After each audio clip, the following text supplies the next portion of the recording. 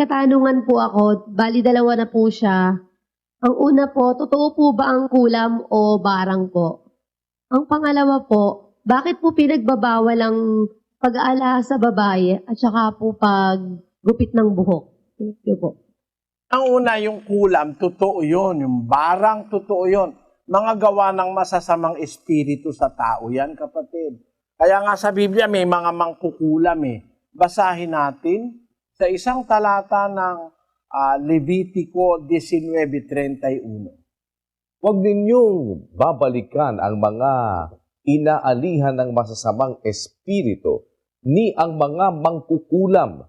Huwag ninyong hanapin na magpakahawa sa kanila.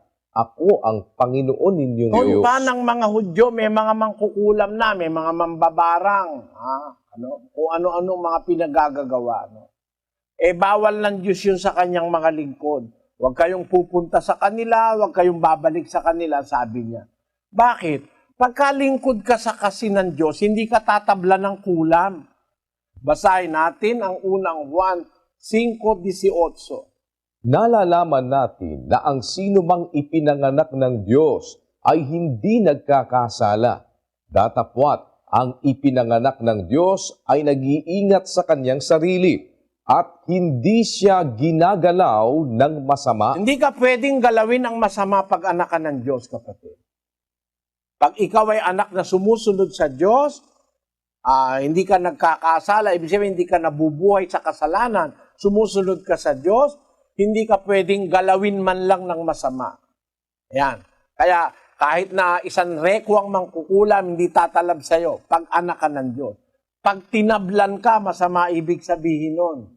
Hindi ka nasasakop ng Diyos. Kasi kung nasasakop ka ng Diyos, hindi tatalab sa'yo ang kapangyarihan ng mangkukulam. Totoo yun, meron nun. Pero sa anak ng Diyos, hindi tatalab ang mangkukulam. Sa akin lang, daming kumukulam eh. Maraming galit sa akin dahil daldal ako ng daldal nung nasa Biblia, tinatamaan sila eh. Doon sa Santo Cristo, sa Guagua, meron doong mangkukulam. Nagsasalita ako, di ko naman alam na mangkukulam siya, malay ko ba?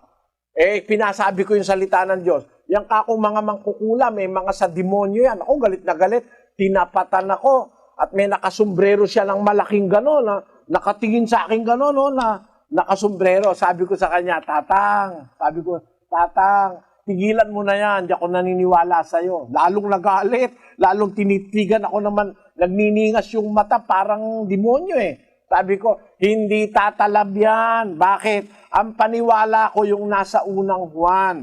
Ang sabi sa 4:4 ng unang Juan, ganito. Kayo'y sa Diyos, mumuntikong mga anak, at inyong dinaig sila, sapagkat lalong dakila siyang nasa inyo, kaysa nasa sanglibutan. Binasa ko yan. Sabi ko, Tatang, yung nasa akin mas malaki kesa nasa iyo. Kaya sabi ko, tigilan mo na yan, hindi ka tatalab. Pag ikaw ay naglilingkod sa Diyos, hindi tatalab sa iyo ang anumang kapangyarihan ng masama. Yun ang sabi sa Biblia.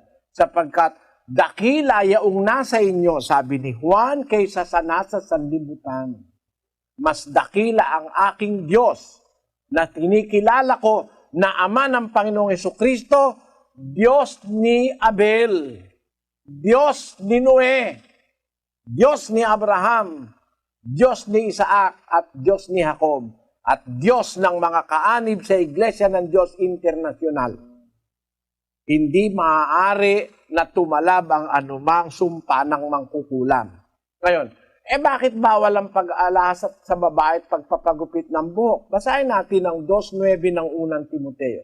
Gayon din naman na ang mga babae ay magsigayak ng mahinhing damit na may katintiman at hinahon, hindi ng mahalagang hiyas ng buhok at ginto o perlas o damit na mahalaga, kundi siyang nararapat sa mga babae na magpakabanal sa pamamagitan ng mabubuting gawa. Sa Biblia kasi yun, kapatid, na ang babae gagayak ng mahinhing damit, hindi kasama ang hiyas ng buhok na ginto o perlas o damit na mahalaga. At doon sa unang Korinto 11:14, ang sabi ganito, Hindi baga ang katalagahan din ang nagtuturo sa inyo na kung may mahabang buhok ang lalaki ay mahalay sa kanya? Datapwat kung ang babae ang may mahabang buhok, ay isang kapurihan niya, sapagkat ang buhok sa kanya ay ibinigay na pinakalambong. Ayo, ang buhok na mahaba, bigay ng Diyos yan para maging pinakalambong ng babae. Kaya, ang mga kaanib sa iglesia ng Diyos, hindi sila nagpapaputol ng buhok. Inaalaw nila yung buhok nila humaba, sapagkat ang paniniwala namin, bigay ng Diyos yun sa babae na Kristiyana para maging pinakalambong. Yun ang sagot ko sa iyong tanong, kapatid na Cheryl. Pero mas maganda kung makaka-attend ka po ng indoctrination session, yung mga pagdodoktrina. Maririnig mo buong-buo lahat ng yan. At marami pang ibang mga katuroang hindi mo narinig. Maasa kami na dadalo po kayo. Maraming salamat, kapatid na Cheryl.